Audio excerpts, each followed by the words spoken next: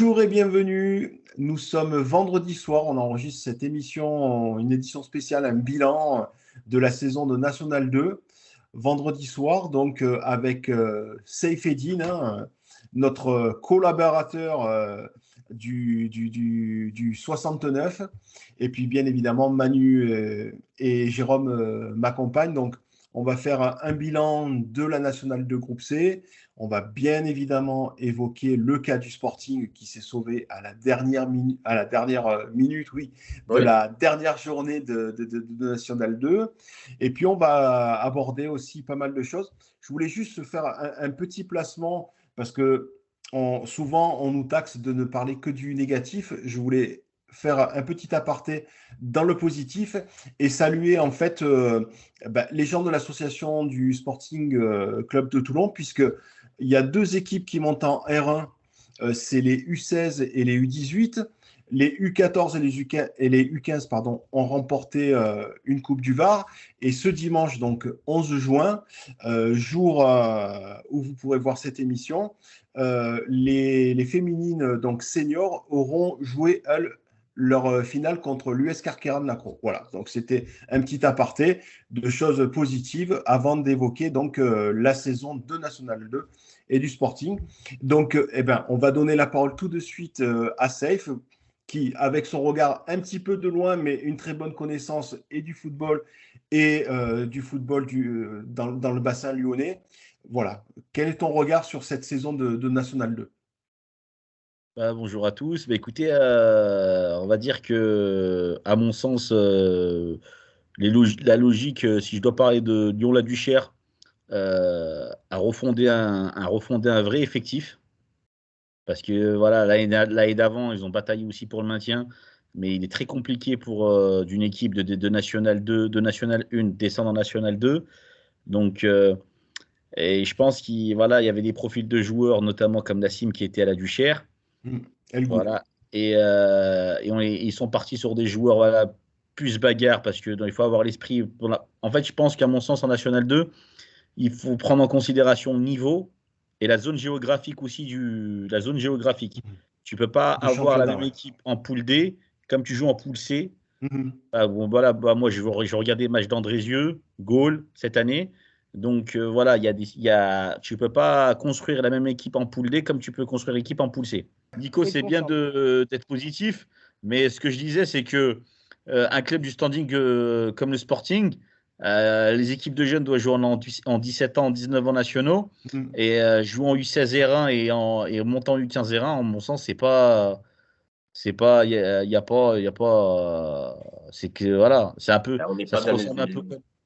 C'est comme le GF38, le club est en De Ligue 2, Grenoble, ouais. mais en général,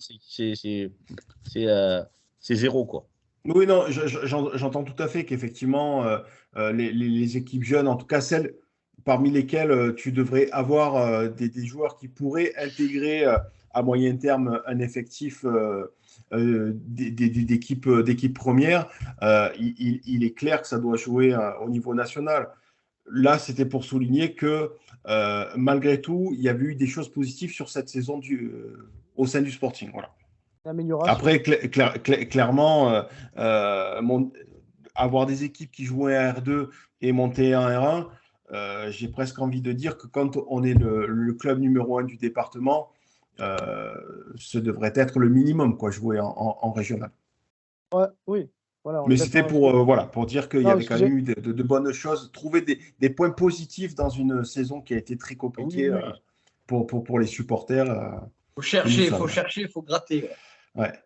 Oui, pardon. Donc, vas-y, Jérôme. Mais c'est juste qu'on dit que le club du Sporting devrait avoir des équipes de jeunes en national. Non, on est en CFA, donc on n'a pas de standing. On a un club de 4e division. Les clubs en nationaux, c'est pour la plupart à 90%, c'est des clubs pro. Donc non, on n'a pas. C'est cool de les avoir en nationaux, mais c'est pas une logique. Tu parlais de Samalière qui est un club amateur. Dans notre division, Toulon c'en est un aussi. Quand tu vois comment on fonctionne, on n'est pas un club pro et c'est pas une évidence qu'on ait nos équipes de jeunes en national. Enfin, pour moi, hein, vu comment on fonctionne.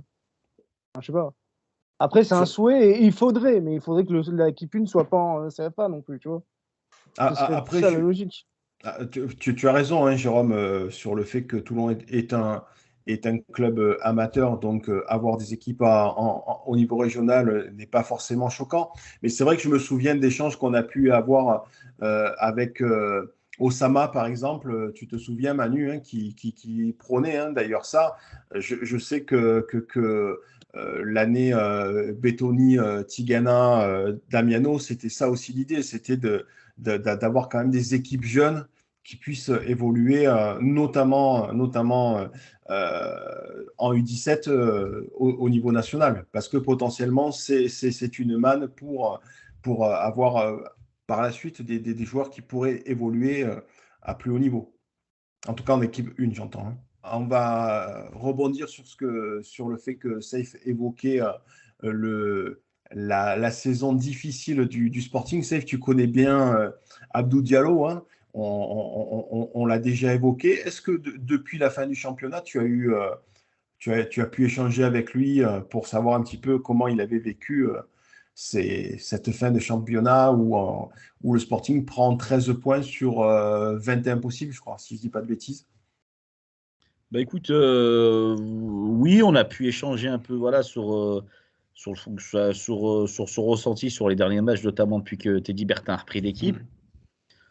On va rentrer sans y rentrer trop non plus trop dans l'intimité pour pas trop non plus Oui, bien sûr.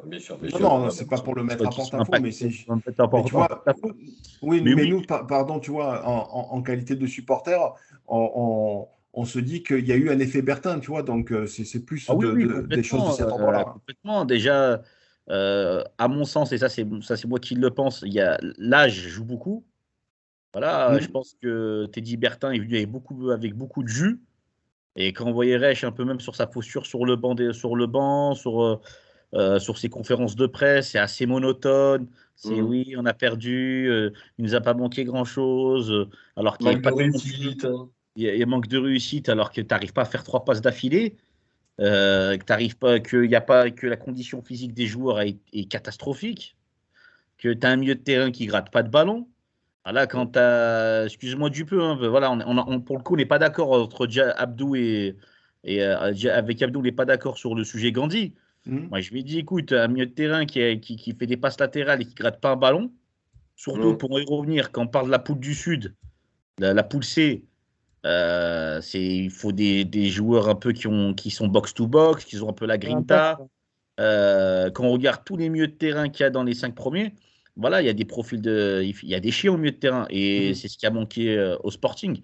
Et moi, quand je vois qu'on peut se passer d'un joueur comme Aurélien Tertero, quand on peut se passer à moindre mal d'un joueur comme Bamba, qui est un bon joueur de rupture. Bon, il y a beaucoup de déchets aussi, hein, c'est un joueur qui a beaucoup de déchets, mais après, ça reste un joueur offensif. Il ne serait pas en National 2. Hein.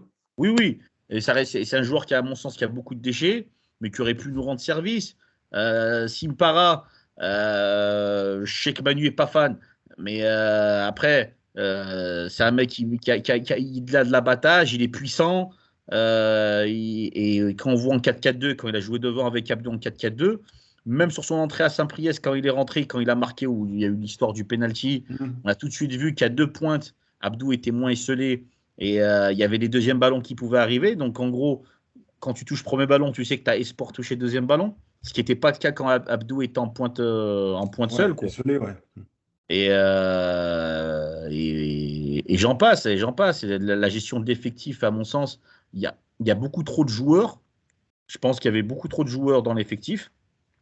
Et beaucoup de joueurs qui n'avaient pas le niveau, tout simplement. On relate les faits. Maintenant, il y a 24 matchs. On ne peut pas dire que c'est de la chance.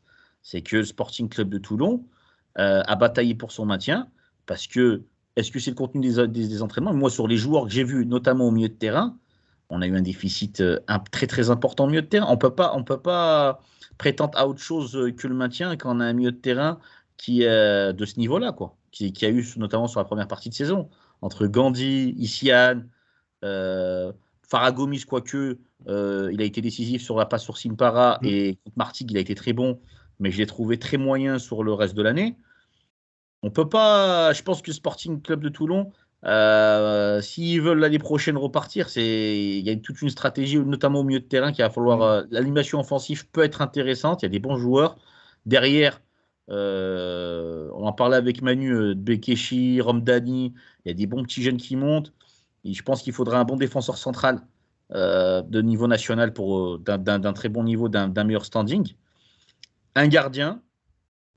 Un gardien, quand on voit un mec comme Johan Cardinal, pour moi, voilà, il a buzzé un peu sur la page du Sporting.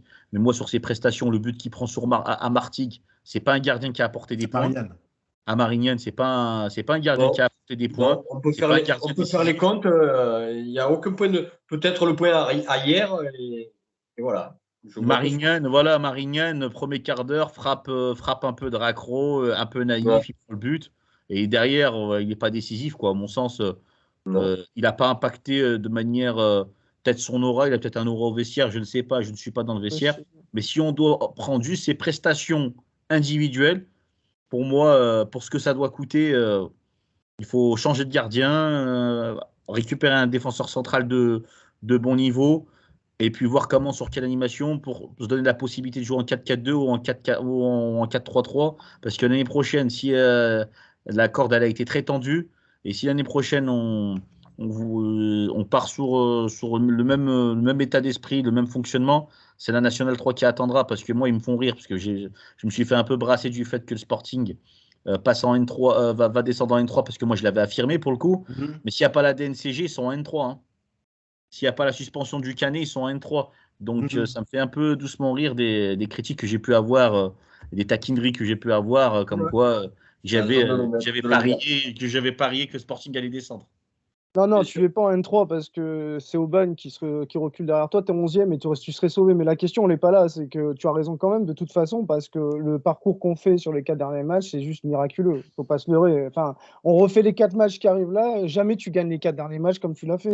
D'autant moins, je te coupe, Jérôme, mais on ne savait pas quand on allait prendre Marignane qu'ils avaient 5 points d'avance sur la Duchère. Et qu'à la mi-temps, la Duchère perd 2-0. Bon, Marignane avait un pied, 4 orteils et l'ongle. Il manquait le bout de l'ongle, vous savez, qu'on se coupe quand on s'entretient un peu les pieds. Voilà. Marignane, ça s'est bien passé parce que on ne savait pas qu'ils allaient être en si bonne position, qu'ils allaient nous recevoir. Mais voilà, il y a eu tout un truc, mais je ne veux rien retirer à personne. Hein, mais il faut être quand même conscient de ça. Si on n'en est pas conscient, je trouve qu'on se berce un peu d'illusions à dire qu'on a été fantastique. C'est un peu simpliste comme analyse. Ouais, c'est plus nuancé et on ne parlera pas de l'arbitrage sur le but de Diallo qui nous donne la victoire, qui est archi favorable, quoi. Mais on les prend. En l'occurrence, en Angleterre, il ne le sifflait pas, ce but, mais généralement, ça se siffle. Hein, c'est vrai. Un point que je voulais évoquer, justement, et Safe l'a un petit peu dit en substance, hein, on en a déjà parlé, mais c'est aussi la capacité de Bertin. Alors, cette émission n'est pas faite pour encenser Bertin, mais en tout cas, il a, semble-t-il, su redonner confiance à un groupe, mais aussi et surtout, il a pu faire jouer des mecs qui étaient au placard depuis des semaines, voire des mois pour certains. Ouais, c'est son grand mérite. Alors, d'ailleurs, je parle pour moi, hein, je pense que c'est l'avis de beaucoup d'autres. Les placardisés, même si beaucoup, je n'en étais pas fan, hein, notamment, je vais citer Simpara, mais c'est pas parce que j'en étais pas fan que je les aurais placardisés. J'aurais tout fait pour qu'ils jouent leur rôle de concurrence, de voir ce qu'ils donnent. Placardiser un joueur, pour moi, ça doit rester une exception qui peut arriver, mais il faut vraiment que le mec est allé loin, il y a eu des insultes, des menaces, je ne sais rien. Enfin, c'est grave, on ne placardise pas un joueur comme ça. Là, il y en avait, et là, il y avait, cette année, il y avait aussi les placardisés, ça c'est une première de la part du staff. Là, j'en veux quand même beaucoup à Rech, parce que quand on voit la fin de saison de Bamba, je trouve qu'on n'en parle pas assez. On parle beaucoup de Simpara, on ne parle pas assez, je trouve, de Bamba, qui a été pour moi autant réaliste, autant décisif. Et je trouve que par contre, dans le jeu, il apporte beaucoup plus. Mais bon, peu importe. En tout cas, ce que je veux dire, c'est que évidemment que les placardisés, il fallait s'en servir. Et même si je pense toujours que Simpara ne serait pas un attaquant qui pourra nous permettre d'être, on va dire, le fer de lance d'une équipe qui va jouer la montée. Ça, je ne le pense toujours pas. Je crois savoir qu'il ne va pas rester. A priori, le mal du pays, il devrait repartir de son plein gré, on va dire. Il devrait quitter le Sporting, a priori, de ce que je sais. Mais voilà, au-delà de ça, en tout cas, c'est très bien que Bertin a eu cette intelligence. Maintenant, s'ouvre un autre chapitre qui sera pas le même, parce que c'est une chose de faire une opération comme ça, commando maintien. Il y a des spécialistes du genre. Nous, on en connaît un bien de la maison. Enfin, c'est Pascal Dupraz, un ancien de la maison, qui est un peu le spécialiste de ça. Par contre, après, être se muer en coach qui va entraîner une équipe pour la montée affichée ou pas, mais en tout cas, bon, quand on est le Sporting, on est obligé quand même de viser le haut moins, donc le haut du... On ne vise pas le maintien, on vise le haut du tableau. C'est autre chose, on demande à voir. Oui, c'est ça. En fait, juste pour rebondir, après je te laisse la parole, Safe. C'est vrai que Teddy Bertin a montré que sur cette rencontre, il a été capable de jouer le maintien, donc, d'obtenir le maintien, pardon. Donc, pour moi, c'est tout à fait légitime qu'il soit reconduit.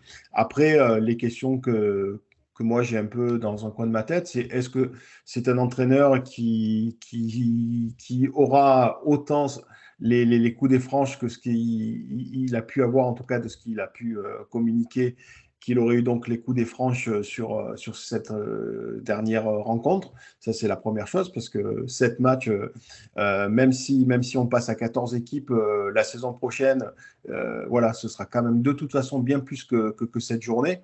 Et puis, voilà, pour rebondir un petit peu sur ce que tu dis, Manu, c'est vrai qu'il y a des coachs qui sont faits pour ça, qui ont cette capacité à amener des groupes atteints pour parvenir à se maintenir, donc des gens qui sont très forts pour le maintien. Et effectivement, Pascal Dupraz fait partie de cela. Après, un coach capable d'emmener une équipe sur toute une saison et la faire monter, voilà, c'est mon questionnement quant à Teddy Bertin. Et avant de passer un peu la parole à Jérôme Pêcher, il n'a pas beaucoup parlé, mais je voudrais quand même dire que même nous, on est beaucoup axé, la montée, pas la montée, mais je pense qu'on est dans le four, parce que si d'aventure ça devait bien se passer, c'est possible, c'est souhaitable, le problème reste entier par rapport à ce qu'est le Sporting aujourd'hui, c'est-à-dire que si on montait, on serait toujours dans du bricolage. Le club ne se structure toujours pas. Il n'y a toujours pas un fonctionnement professionnel. Il n'y a toujours pas des structures professionnelles. Il manque toujours plein de choses, de compétences, de personnes. Je dis, c'est un mode de fonctionnement. Safe pourrait en parler mieux que moi en citant Andrézieux ou Gold, des fois, dont il me parle. Donc, il me parle de clubs structurés qui savent où ils vont, comment ils vont. Pour moins de budget. Hein. Pour moins de budget. Donc, je pense que si on parle toujours de monter, mais monter, finalement, ce n'est pas un but en soi. Parce que une fois qu'on est monté, ce qui est important, c'est d'exister et de bien hésiter, parce que si on fait une Poirier, bon, il a loupé de peu, mais vous vous rendez compte qu'en un an, on peut passer en Ligue 2 si ça le fait. Mais sauf que nous, on n'est pas prêt déjà à ne serait-ce que être bien en national. Et monter en Ligue 2, c'est carrément la 4e dimension. Donc, on parle de Bertin, on parle des joueurs, on va parler du recrutement, on va parler Bertin, ça va le faire, ça ne va pas le faire. Au passage, pour moi, un des axes importants, ça sera qu'il renforce le staff. Et pour moi, un adjoint, c'est un truc hyper nécessaire, parce qu'il manque un vrai adjoint. Pour moi, il y a un préparateur physique, il y a l'entraîneur des gardiens. Mais un adjoint, il n'y a pas, et pas un adjoint qu'on rajoute du club. Moi, je veux un adjoint qui vient de l'extérieur, je ne sais pas qui, il se démerde, mais il y a quand même des gens suffisamment compétents pour trouver un adjoint. Bon, ça, c'est une chose. Mais cet aspect-là, pour moi, c'est bien qu'on en parle, mais c'est pour ça qu'on pourra après rebondir sur tout le monde mérite un grand sporting, etc. C'est qu'il n'y a toujours rien qui se structure, il n'y a toujours rien qui se fait. Et si d'aventure cette année se passe bien, on sera toujours dans les mêmes problématiques qu'on est depuis 12 ans, c'est-à-dire qu'on est une coquille vide. Parce qu'en fait, idéalement, il faudrait qu'on soit déjà prêt structurellement pour évoluer en Ligue 2. C'est loin d'être le cas. Donc après, voilà, on peut parler sporting et se faire plaisir sur le recrutement, qu'il faudra qu'il soit bon, sur les joueurs gardés, pas gardés, bien sûr, important, mais quasiment secondaire par rapport à ce qu'il faut pour un club et une ville comme Toulon et le Sporting. Jérôme, tu voulais rebondir par rapport à ça? Oh bah non, ça m'a enlevé toute envie de parler du reste. Non, mais on est d'accord sur tout. C'est qu'on se force à parler de la saison prochaine, mais en sachant que la roue du carrosse, il y a une roue du carrosse qui est pétée, qui nous empêche d'avancer depuis longtemps. Donc oui, à quoi bon parler de la saison prochaine à partir du moment où on change pas la roue en question, quoi. C'est-à-dire l'actionnaire qui fait de la daube. Donc voilà, moi, si vous voulez, on parle pas de la saison prochaine, on parle que de lui, ça me dérange pas. On fait une émission spéciale Club Joy, il n'y a pas de problème. Hein, Faisons-nous plaisir. Voilà. Non, mais la réalité, Jérôme, c'est que de toute façon, aujourd'hui, on sait que le Sporting est maintenu. On sait que le budget a été validé devant la DNCG. Donc, ça, c'est factuel. Hein, on a bien utilisé ce terme sur Ascas TV. On sait qu'une prochaine saison en N2 se profile avec 14 équipes, encore une fois. Donc, un groupe réduit. Avec autant de descentes, allez, on va dire 5,5 descentes et demie, voilà, 5 à 6 descentes de prévues. Donc, ce sera sur un groupe de 14, ça fait d'autant plus peur. C'est ça. Plus d'un tiers du championnat qui tombe, c'est énorme. Hein. Tout à fait, voilà. Et puis après, pour rejoindre ce que disait Manu sur la structuration du club, clairement, on le sait, enfin, tout le monde l'a compris. Si le Sporting n'a pas existé en National 1, c'est bien parce que la montée elle a été faite sur un château de sable. À l'instant, Manu l'évoquait, mais Safe a bondé. Mais c'est vrai que si je repense à Gol FC qui, souvenons-nous-en, en 2019, ça s'appelait encore MDA. Tu te souviens, Manu, on avait fait le déplacement, on était au stade, on avait rencontré le père de Ludovic Giuli, qui était président à l'époque. Voilà, on voyait que c'était un club qui était structuré. Et ça ne m'étonne pas qu'au bout de 4 ans, après plusieurs échecs et coup de poker peut-être, ce club parvient à monter en national. Ce que j'aime bien vite fait, c'est votre optimisme quand vous parlez, ça me fait rire, parce qu'à chaque fois vous êtes là, vous m'expliquez qu'on ne va pas exister en national. Ça fait 2 ans qu'on n'existe pas en N2. Enfin, je ne sais pas pourquoi vous voyez toujours dans le Non, parce que moi c'est un constat. On n'a pas existé en national. Et puis c'est même pas ça, c'est que j'en ai un peu marre qu'on voie que l'aspect, ouais, si on monte, mais je pense qu'on passe à côté de plein de choses. Parce que monter, c'est pas une finalité, c'est une étape. C'est une étape de monter. C'est pas une finalité. Et monter pour faire la saison de Martigues, oui. Monter, et qui d'ailleurs va le payer parce que pareil, eux, c'est pas très bien structuré. C'est les clubs du Sud, c'est compliqué. Mais ce que je veux dire, c'est que. On parle de pérenniser.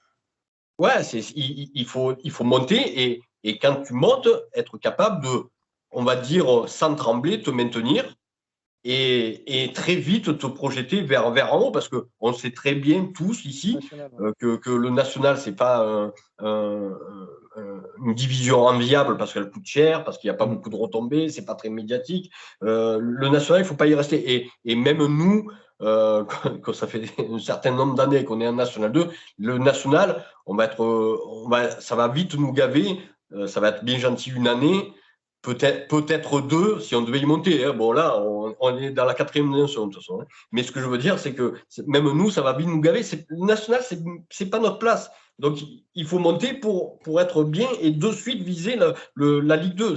Et la Ligue 2, ça pourrait très vite arriver, sauf qu'on n'y est absolument pas prêt. Bertin, pas Bertin, recrutement, pas recrutement, main libre, pas main libre. Ça aussi, un petit mot sur ça me saoule un peu. Enfin, je veux dire, les coachs qui sont pris, ils font leur séance d'entraînement. Alors, ils n'ont pas la main toujours sur le recrutement, mais bon, des fois, c'est ils savent à quoi s'en tenir, donc pas de problème. Et puis, je veux dire, ils ont une vraie force, ils ont une vraie responsabilité des résultats de l'équipe. Il faut arrêter là, par contre, de toujours dire les mains libres, pas les mains libres. Ils ont suffisamment les mains libres pour faire, s'ils sont bons, des résultats, et puis s'ils sont pas bons, passer à côté. Mais ça c'est un peu fatigant de toujours penser que Claude, Claude, c'est pas quelqu'un qui va comment dire, un petit peu t'aider et puis faire en sorte que ça coulisse bien. Mais par contre, je veux dire, voilà, c'est pas lui qui fait les séances d'entraînement, c'est pas lui qui choisit l'équipe, c'est pas lui qui choisit la tactique, c'est pas lui qui fait les équipes. Donc, bon, faut arrêter avec ça. Si Bertin, il doit réussir, ben, il réussira. S'il échoue, ça sera pas la faute, ça sera en premier sa faute, hein, parce que il aura accepté les conditions déjà, et puis après c'est à lui aussi à faire marcher l'équipe. Hein, et sur ça, il a quand même un large panel à son crédit, à sa disposition. Je vous rejoins un petit peu de mon œil un peu de l'extérieur et puis des infos que j'ai, c'est que à mon sens, la grille salariale du Sporting Club de Toulon est trop importante, beaucoup trop importante pour le niveau. On ne peut pas payer des joueurs 4 000, 5 000 euros et tu n'as pas une structure médicale. Merci. T'as pas une structure médicale, t'as pas une école de foot, solide. Ils font faronner de gagner la Coupe du Var, ça me fait rire 5 minutes avec. À mon sens, je préfère ramener des éducateurs sur les équipes de jeunes, parce qu'il y a quand même un bon vivier quand même dans le sud. Dans le Var, il y a quand même des bons joueurs. Ramdani, moi je comprends pas pourquoi Ramdani n'a pas joué. À mon sens, les matchs qu'il a joué, il a donné satisfaction. Bekeshi, c'est un bon joueur, mais aller donner des 4 000, des 5 000 euros, des 6 même des fois plus, après les prendre et puis par la suite les mettre au placard. Il faut une vraie. C'est soit tu les mets au placard, et tu payes. Donc je vois pas l'utilité de mettre des joueurs au placard et les payer et les carmer. Donc tu les veux pas, mais ils sont là. Donc autant qu'ils jouent. Évidemment. Donc je pense qu'il y a eu du chantage par rapport à ça. Donc Joy a voulu s'écarter de certains joueurs qui, à son sens, qui n'ont pas donné satisfaction. Mais les joueurs, ils veulent pas partir du Sporting parce qu'ils touchent ce qui touche au Sporting, ils veulent pas le toucher ailleurs. Bien sûr. Ça, c'est une réalité aussi, bien sûr. Donc, ça fait un peu on se mord un peu la queue au final, quoi. Voilà. On est un peu le Paris Saint-Germain du National 2. Hein. Ah, mais oui. On n'est pas champion, quoi. Mais oui. sans être champion, par contre. Et quand je dis, moi, je préfère payer moins mes joueurs, mais derrière ça, les mises au vert. Moi, ça me fait rire. Partir samedi matin pour jouer un match capital pour le maintien à Saint-Priest, faire 4 heures de bus, 5 heures de bus pour aller pour là. Moi, je préfère mettre des moyens. Alors, ça, j'ai une info. Ça, il paraît que ça serait de la part de Teddy Bertin, pour le coup. Il a voulu la jouer commando. Ah, il a voulu la jouer commando A priori, ouais. Sur ce coup-là. D'accord, ok. À mon sens, voilà, si c'est ce qui avait été fait l'année de la montée avec Peugeot. La mise au vert, voilà, voir un budget sur le mise au vert, prendre des joueurs aussi, pas prendre des joueurs sur CV, prendre des joueurs qui a une vraie aussi politique de recrutement, aller chercher peut-être des joueurs de National 3, des joueurs revanchards qui sortent un peu de centre de formation, trouver une homogénéité dans l'équipe. Moi, je pense que ça manque de la moyenne d'âge de l'équipe. Il faut une homogénéité parce que il y a beaucoup de joueurs d'expérience, mais on a bien vu que le 109 des jeunes qui sont venus, ça a fait du bien. un peu de fraîcheur. Il manque de la fraîcheur. Il faut du sang neuf dans l'équipe. Moi, je reste sur la lignée qu'il faut laisser partir ceux qui veulent partir. Voilà, ceux qui veulent partir, il faut les laisser partir et donner la possibilité à mettre du sang neuf. Et ceux qui ont fait leur cycle, moi, je pense à Kenny Moulay, je pense à Wasfan. Voilà, c'est des joueurs qui ont fait leur temps au club. Et je pense qu'il faut repartir sur un nouveau cycle et pas être pressé de se donner l'objectif de monter sur 2 ans, parce que si dire qu'on va jouer la montée, on va faire le recrutement qu'il faut, on joue la montée, ça va être des matchs au couteau tous les week-ends, encore plus que l'année prochaine, encore plus que cette année. Quand tu as une équipe comme Bourgoin-Jallieu qui monte, qui va avoir un budget un peu plus conséquent pour recruter, quand on a l'AS Cannes qui monte, quand on a Bourg-Perona qui descend en National 2, je pense qu'il faut jouer petit bras, il faut être humble.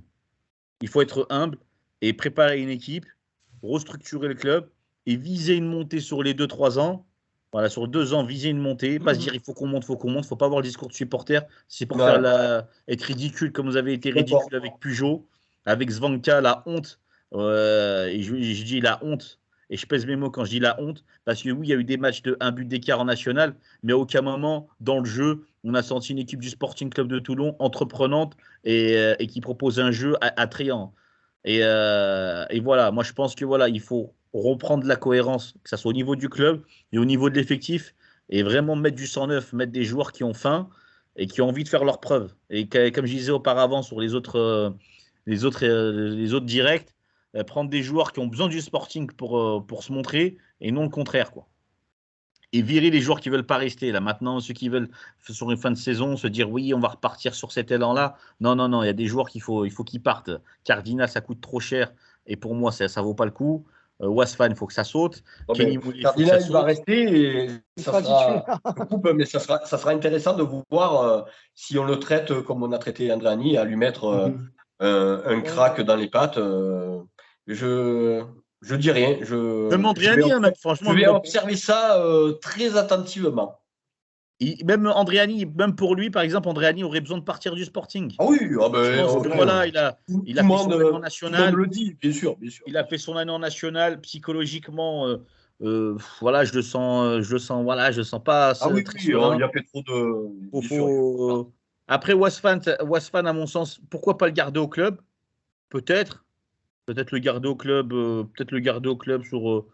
sur une équipe de jeunes. Pourquoi pas lui donner une équipe de jeunes, parce que j'ai cru comprendre que c'était un peu un ancien du club, et peut-être qu'il pourrait apporter son expérience d'ancien joueur professionnel et peut-être aussi donner un peu la vibe Sporting Club de Toulon aux catégories de jeunes. Ça peut être pas mal, ou qu'il soit dans l'encadrement.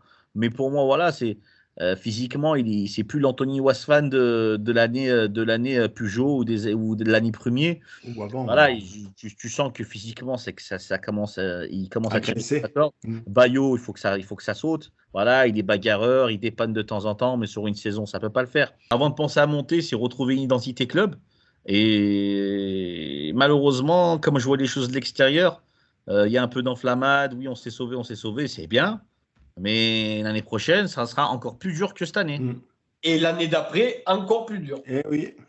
Parce que l'année d'après, la réforme sera complètement faite. Et il y aura 16 équipes, 3 groupes de 16. Au lieu, on aura perdu un groupe entier. Donc, autant vous dire que ça sera le niveau hyper resserré. Ouais. Moi, je pense qu'il faut penser à se maintenir. Bien sûr, je suis d'accord. Se maintenir et se structurer. Et faire un recrutement. Moi, je pense à un recrutement à pas se dépasser 2-3 000 euros. On voit à la trêve comment ça se passe. Et si à la trêve, on est bien positionné, pourquoi pas aller récupérer 1 ou 2 joueurs d'appoint qui vont nous apporter un plus. Et là, derrière, on se dit, on joue la montée. Mais là, cette année, il faut se dire, on reprend un staff technique, un adjoint, comme Teddy Bertin, voilà, il est bien gentil. Mais les anciens pros, on a beau dire ce qu'on veut, c'est des coachs qui ne travaillent pas. Et il faut prendre des vrais adjoints, des mecs qui ont, comme Zaki Noubir, je donne des profils comme ça, des mecs qui ont mangé de la séance d'entraînement, qui ont mangé de la vidéo, qui ont vraiment mangé un peu de la vidéo. Mais voilà, je pense que voilà, Bertin a la capacité, des échos que j'ai eu d'Abdoulaye, voilà, il est bon au niveau managérial. mais je pense qu'il a besoin d'être accompagné. Il a besoin d'un adjoint, c'est évident. Il a besoin d'un adjoint. Et puis, mais je pense qu'il pas de l'intérieur du club. Hein. Ah non, non. Pour mettre, il faut mettre pour quelqu'un d'autre. Il faut arrêter. Non, mais par contre, on lui donne autant qu'il n'ait pas les mains liées sur l'autre, mais au moins qu'on lui donne la possibilité avec qui il veut travailler. Oui, ben, s'il a un adjoint, il faut qu'il le prenne lui. Mais moi, je ne saurais trop. Si j'avais, je sais pas si c'est un conseil, moi ça me paraît évident, mais si j'avais une suggestion à lui dire, un truc à lui souffler, Bertin, Teddy, voilà, prends quelqu'un qui va t'aider. Prends quelqu'un avec toi du côté du Luc. qui va t'aider pour toi et pour le club, hein, donc pour le bien de tout le monde, déjà de toi. Et voilà, mais il est seul. Quelqu'un qui pourrait faire un très bon adjoint qui est sur le marché depuis quelques jours, c'est Bruno Lacoste de Carnoux FC. Je lance ça comme ça. Ouais. Ça pourrait être un très bon adjoint. Il est plus entraîneur de. L'équipe a été rétrogradée. Voilà. Il aura fait qu'une saison en N3 et voilà. Ah ouais, très bon coach. Ouais, après, très bon mec. Qui voudrait être numéro 2, je ne sais pas, mais ouais, très bon profil. Mais c'est un profil qui pourrait être intéressant. Donc voilà.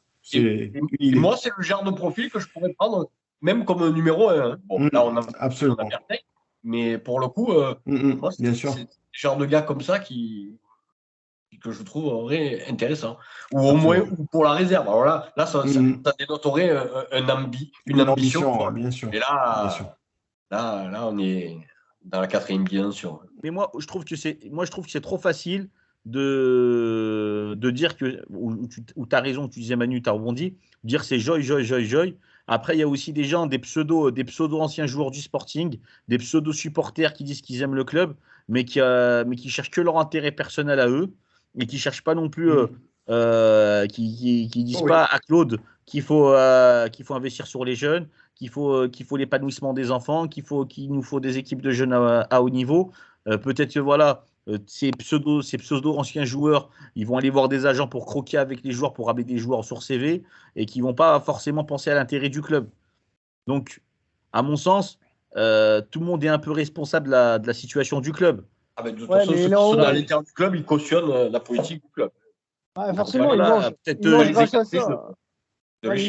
Il mange grâce à ça, forcément. Mais après, quand tu dis qu'il est mal entouré, malheureusement, c'est lui qui s'entoure. Et pourquoi Gol FC a réussi actuellement? Parce qu'il y a un président qui préside, il y a une cellule de recrutement qui recrute, et tu as un manager qui manage, et tu as un service administratif qui gère l'administratif. Donc voilà, moi j'ai des anciens joueurs, notamment je fais un grand salut à Mourad Benhamida qui est ancien joueur de l'Olympique Lyonnais, qui a joué à Montpellier et qui a fini un peu sa carrière à MDH Chasselet. Il m'a dit franchement c'est le club amateur le plus structuré, pourtant c'est pas celui qui donnait plus d'argent. Et quand tu arrives dans un club où il y a une structure médicale, où il y a une structure... On l'a pas ça. 12 ans après on l'a pas ça. Une structure médicale. Après, il faut comme 25 ans pour avoir une structure médicale. Le mec on prend en charge, on prend en charge, on trouve un travail pour madame qui vient en club, une crèche pour le petit, pour que le joueur il soit bien au niveau de la logistique. C'est facile de lui donner 4-5 000 euros, tu te loges on te donne un appartement et on te jette. Mais comment qu'il soit bien au club, on intègre un joueur, on recrute. Dans le recrutement, ça démarre déjà de là. Prendre un joueur qui est en capacité de jouer dans le Sud. Je voulais juste te poser une question. Je voulais savoir si le mouvement Toulon mérite un grand Sporting est un mouvement dont on entend parler dans ta région. Oui, on en entend parler un petit peu. Voilà, les curieux un peu, supporters un peu des suiveurs du football amateur me disent alors qu'est-ce qui se passe au Sporting, qu'est-ce qu'on reproche au président, parce qu'ils ne comprennent pas vraiment les tenants, les aboutissants, parce que voilà. Là, Saint-Priest, quand ils voient le Sporting, ils voient l'argent que Joy injecte tous les ans, ils se disent on aurait voulu avoir un président comme ça. Jura Sud aimerait avoir un président comme ça. Chamalières aimerait avoir un président comme ça. Et ils se disent pourquoi autant de. Enfin, il y a deux écoles. Il y a l'école un peu de la gratitude de votre part, qui disent voilà, le gars il met de l'argent et malgré tout on le critique et c'est lui qui a fait vivre le club. Et les gens qui suivent un petit peu des choses, enfin même des dirigeants de clubs de National 2 avec qui j'échange, et ben, qui voient un peu comment le club est organisé et sont un peu stupéfaits du potentiel qu'il peut avoir au Sporting et l'état du club tel qu'il est actuellement, quoi. Et je trouve que c'est vraiment dommage et qu'il y a il y a des supporters. Bon, quand je vois l'année de la montée où vous allez dans un vieux synthétique à l'AS Monaco, on voit les supporters chanter, je me dis, mais c'est incroyable. Tout mérite un grand Sporting. Je trouve que ça met un peu plus les pieds dans les plats, ça met les personnes en face de leurs responsabilités. On attend de voir la réponse sans doute lunaire du club qui devrait avoir lieu la semaine prochaine. Mais quoi qu'il en soit, c'était bien de passer un cap parce que de dire que le Sporting depuis 30 ans, qu'on ne veut pas stigmatiser l'actuel président et que ça fait 30 ans que ça ne va pas, c'est bien. Mais bon, là, on a un président qui préside là depuis un actionnaire majoritaire, si on doit être précis, qui est là à la tête du club depuis 12 ans. Je me rendais compte de 12 ans. Enfin, je ne sais pas. Je sais pas. J'ai l'impression qu'il y en a, ils ne percutent pas. 12 ans. 12 ans. L'âge de mon fils. C'est monstrueusement long. Donc, voilà, c'est bien d'avoir passé enfin le cap de cibler la direction nommément pour dire vous êtes responsable, on ne veut plus de vous. Il faut que vous nous apportiez de vraies réponses plutôt que tous vos mensonges et vos tralala, etc., qui ne trompent plus personne. On l'a dit, nous, souvent, on s'est fait traiter, on a été quasiment insulté parfois. Et pourtant, ça fait des années et des années, ça fait 10 ans, hein, les premières fois. Même si on a pu être constructif, mais on pouvait critiquer déjà à l'époque, on disait. Mais à l'époque, il y avait des gens, des supporters, des gens du club, des gens qui nous disaient c'est pas bien. Bon, ben voilà, voilà où on en est. Et c'est pas le problème d'avoir raison par raison. Je m'en fiche d'avoir raison ou tort. C'est pas du tout contre-fiche. Mais voilà, maintenant, il faut que les gens qui sont en responsabilité prennent leurs responsabilités et apportent de vraies réponses ou partent parce qu'on ne peut pas rester. On ne peut pas toujours rester dans ce cinéma qui ne veut plus rien dire Bien actuellement. sûr, non, il y a ça. Et puis par rapport à tout le monde mérite un grand Sporting, voilà, clairement, hein, ce qui ressort, c'est que maintenant, il faut s'ouvrir parce qu'on a vraiment le sentiment, enfin en tout cas c'est le mien, que ce mouvement est un peu dans l'entre-soi. Ouvrez-vous à d'autres, hein, ça ne veut pas dire forcément nous. Puisqu'on a été catalogué, mais en tout cas, c'est s'ouvrir parce que c'est comme ça que l'union sacrée prônée fut un temps par l'actionnaire majoritaire pourra se faire. C'est vrai que apporter un éclaircissement concernant l'actionnaire majoritaire actuel, c'était très important, mais il faudra que ce mouvement s'ouvre et j'ose espérer que clairement, comment dire, après avoir rencontré l'actionnaire majoritaire le mois dernier, j'espère que les copains, je dis les copains parce que ben voilà, on fait tous partie, on est tous supporters du même club, n'étaient pas dupes au moment où ils l'ont rencontré aux déclarations de l'actionnaire majoritaire dont on sait qu'il a ce don de toujours essayer de retomber sur ses pattes. Donc c'est bien que les choses soient claires dans ce communiqué. C'est vraiment, je pense que beaucoup de supporters attendaient un positionnement clair pour eux aussi à leur tour adhérer peut-être, en tout cas en faisant des promesses de dons. Maintenant, il faut que ce mouvement s'ouvre pour qu'il y ait une véritable union sacrée des supporters, voilà, pour que le message revendiquant le départ de l'actionnaire majoritaire soit le plus porté possible. Non, mais comme toi, je dirais que ce mouvement, il n'est pas parfait, mais au moins, il a le mérite d'exister. Moi, je pense qu'il y a de la cohérence quand même par rapport à la manière dont ça se passe. Enfin, quand tu essaies d'obtenir quelque chose de quelqu'un, tu essaies d'être diplomate au début. Donc, à un moment donné, qu'on lui est pas rentré dedans, ça me paraît intelligent. Tu veux lui laisser C'est ce l'opportunité qu'on de s'est dit de toute sortir, façon entre de nous. partir de manière digne de lui-même. Quand tu es à la tête d'un club pendant 12 ans, un club qui a un standing, un club qui a un potentiel pour évoluer dans le monde pro et que tu n'es pas foutu de le faire monter d'une division de manière pérenne, de manière durable, c'est que tu comprends rien. Donc, à un moment donné, tu as été gentil, tu essaies d'expliquer gentiment, et puis après, tu passes à des phases un peu plus radicales. Alors là, on nomme, et puis on verra bien où ça nous mène, en espérant qu'il comprenne un jour, cet homme-là. Parce qu'à la base, on n'a rien contre lui. Quand il est venu au club, on nourrissait quelques espoirs, et puis il y en a même qui le remerciaient encore de nous faire passer devant la DNCG de manière régulière, sans trop trembler. C'est C'est pas génial. facile. Mais quand tu es patron d'un club, passer la DNCG, c'est la moindre des choses. Enfin, c'est quoi? C'est en fait, je passe dans la DNCG, je prie chaque année qu'on passe sans encombre. Quand tu gères un club, le but du jeu, c'est qu'il passe la DNCG. C'est même pas, comment dire, c'est même pas une question à se poser. Il doit passer la DNCG, un club. Si c'est pas facile, il laisse la main et tout. Il y a des gens qui arrivent à gérer un budget, à avoir une vraie stratégie en sachant avec qui y aller, comment y aller. C'est tout ce qu'on n'a pas. Donc, passer à la DNCG, nous, c'est pas ça qui. Bon, moi, j'étais malheureusement pas là pour. J'étais pris par ailleurs. J'ai loupé un match, le dernier match. Mais cette adrénaline, cette émotion du but, j'aurais aimé la vivre, elle est énorme. Et on aime le foot pour ça, pour les émotions procurées. Passer à la DNCG, ça m'a jamais fait ça. C'est un passage obligé, il faut le faire, c'est bien, mais c'est la moitié du contrat. Si de l'autre côté, tu n'arrives pas à faire briller le club sportivement, eh ben non, c'est que ça va pas. De toute façon, le deal n'était pas là. Il y avait retrouver la Ligue 2 en 7 ans, et puis après, ça a été, une fois qu'on avait monté de 2 divisions, de la trouver en 5 ans. Le sport, c'est voilà, c'est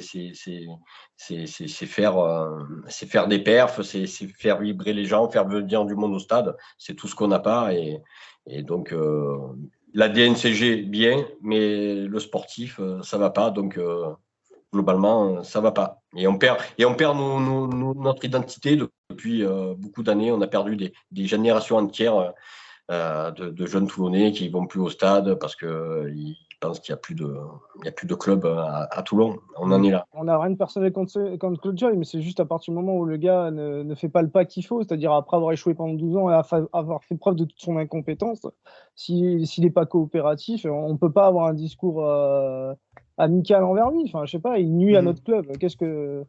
On n'a rien contre lui, mais il nuit à notre club. Qu'est-ce que tu veux dire?